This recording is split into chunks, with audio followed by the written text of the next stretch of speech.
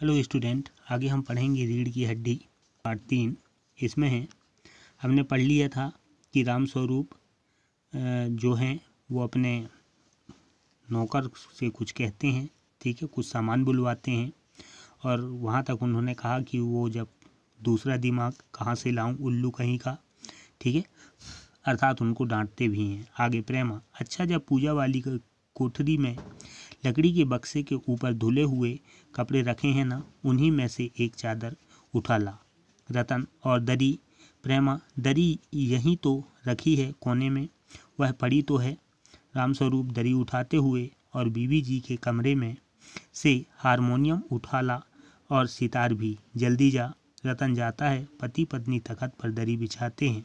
प्रेमा, लेकिन वह तुम्हारी लाडली बेटी तो मुंह फुलाए पड़ी है, ठीक है। अब इसमें ये बताया गया कि कुछ लोग आने वाले हैं उनके घर में, तो प्रेमा जो है उनको अपने नौकर को, रतन को कहती है कि जा पूजा वाली कोठी से लकड़ी के बॉक्स के ऊपर धुले हुए कपड़े रखे हैं, उनको उठा ला, दरी भी उठा ला, ठीक है।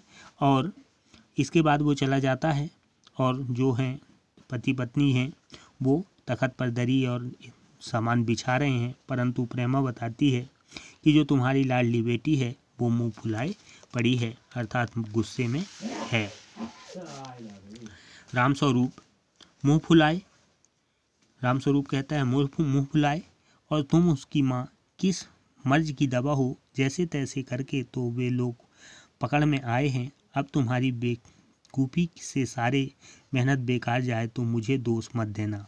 प्रेमा, मैं ही क्या करूं? सारे जतन करके तो हार गई।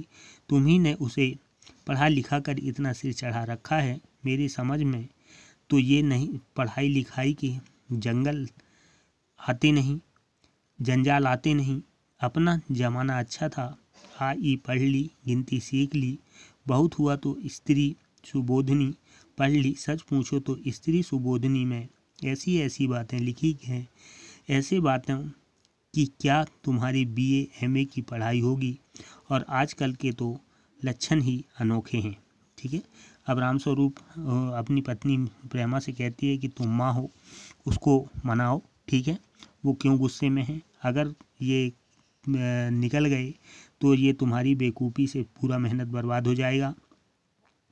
प्रेमा कहती है कि तुमने ही उसको पढ़ा लिखा कर सिर पर चढ़ाया है, ठीक है। अपने ज़माने की बात करती हैं कि बहुत कम पढ़े, आई पढ़ ली, गिनती पढ़ ली, और ज़्यादा से ज़्यादा स्त्री बोधनी पढ़ ली, ठीक है, वो बहुत था।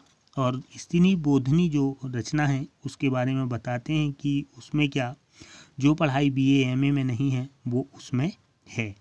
रामस्वरूप, ग्रामोफोन बजा होता है ना, ठीक है। रामस्वरूप कहता है प्रेमा, क्यों? रामस्वरूप, दो तरह का होता है, एक तो आदमी का बनाया हुआ, उसे एक बार चलाकर जब चाहे तब रोक लो, और दूसरा परमात्मा का बनाया हुआ रिकॉर्ड, जब एक बार चढ़ा तो रुकने का नाम नहीं, ठीक है। इसमें अब बताया जाता है ग्रामोफोन बाजा होता है, कहते हैं कि वो बाजा होता है, वो दो प्रकार के होते हैं, एक आदमी द्वारा बनाया हुआ, दूसरा परमात्मा द्वारा बनाया हुआ। प्रेमा, हटो भी, तुम्हें ठिठोली ही सूझती रहती है। यह तो होता नहीं कि उस अपनी उमा को राह पर लाते। अब देर ही कितनी रही है उन लोगों के आने में, ठीक है। वो कहते हैं मजाक नहीं करो, ठीक है, उमा को उसको ठीक करना है, उसको समझाना है, ठीक है, वो तुमसे होता नहीं, और उनके आने में अब समय भी बहुत कम है। रामस्वरूप, तो हुआ क्या? रामस्वरूप पूछता है कि क्या हुआ। प्रेमा, तुम्ही ने तो कहा था कि जरा ठीक ठाक करके नीचे लाना। आजकल तो लड़की कितनी भी सुंदर हो, बिना टीम टाम के भला कौन पूछता है। इसी मारे मैंने तो पाउडर वाउडर करके उसके सामने रखा था, पर उसे तो उन चीज़ों से न जाने किस जन्म की नफरत है।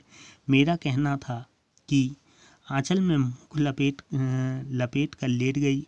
भाई, मैं बाज आई तुम्हारी उस लाडली से। प्रेमा कहती है कि आपने कहा था कि थोड़ा अच्छे से आना, ठीक है, और वो कुछ नहीं कर रही है इन सभी चीज़ों से जो जिससे तैयार होते हैं सुंदर दिखने के लिए, ठीक है, पाउडर वाउडर, ठीक है, पाउडर वगैरह, क्रीम वगैरह, उससे उसको नफरत है, ठीक है, और वो आंचल में मुंह लपेट कर पड़ी है, वो किसी की बात नहीं मानती। रामस्वरूप न जाने कैसा इसका दिमाग है, वरना आजकल की लड़कियों के सहारे तो पाउडर का कारोबार चलता है, ठीक है। रामस्वरूप कहते हैं कि एक ऐसी लड़की है, ठीक है, इसको कुछ समझ में नहीं आता, परंतु आजकल की जो लड़कियां हैं वो इन्हीं पर आधारित हैं फैशन स्वरूप बनाने में। प्रेमा, अरे मैंने तो पहले ही कहा था इंटर्स ही पास करा देते, लड़की अपने हाथ रहती और इतनी परेशानी न उठानी पड़ती। पर तुम तो रामस्वरूप बात काट कर चुप चुप दरवाजे को झांकते हुए, तुम्हें कतई अपनी जबान पर काबू नहीं। कल ही यह बता दिया था कि उन सब लोगों के सामने जिक्र और ढंग से होगा, मगर तुम तो अभी से सब कुछ उगले देती हो। उनके आने तक तो न जाने क्या हाल करोगी, ठीक है। प्रेमा कहती है कि मैं बोला था, ठीक है, कि इंटर तक की ही पढ़ाई ठीक है, उसमें लड़की हाथ में रहती, परंतु रामस्वरूप उसको बोलते हैं चुप रहो, बात काटते हैं और कहते हैं कि पहले ही बताया था कि उसके पढ़ाई के बारे में उनके सामने कोई जिक्र नहीं करना है, ठीक है, परंतु तुम अभी सब वो कर रही हो, उनके आने पर पता नहीं क्या होगा। ओके।